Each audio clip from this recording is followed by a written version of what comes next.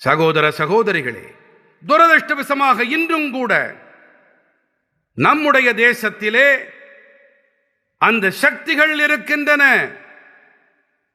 முழுமையாக இயங்கிக் கொண்டிருக்கின்றன. இவர்கள்தான் சோமநாதர் ஆலயத்தை மீளெழுப்புவதை எதிர்ப்பு தெரிவித்தார்கள்.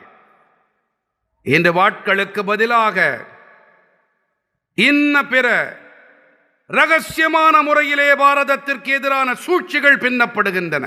ஆகையினால்தான் நாம் மிகவும் எச்சரிக்கையோடு இருக்க வேண்டும்.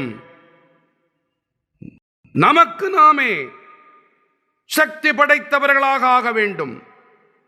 நாம் ஒன்றுபட்டு இருக்க வேண்டும், ஒற்றுமையாக இருக்க வேண்டும். நம்மை பிரிக்கும் சூழ்ச்சிகளில் ஈடுபடும் அந்த சக்திகளை நாம் தோற்கடித்தே ஆக வேண்டும். நண்பர்களே, நாம் நமது நம்பிக்கைகளோடு இணைந்து இருக்கும் போது, நம்முடைய வேர்களோடு இணைந்து இருக்கும் போது, முழு சுயமரியாதையோடு நம்முடைய பாரம்பரியத்தை பாதுகாக்கின்ற போது, நம்முடைய பாரம்பரியம் தொடர்பாக விழிப்போடு இருக்கும் போது, நம்முடைய நாகரிகத்தின் வேர்களும் மேலும் பலமடைகின்றன.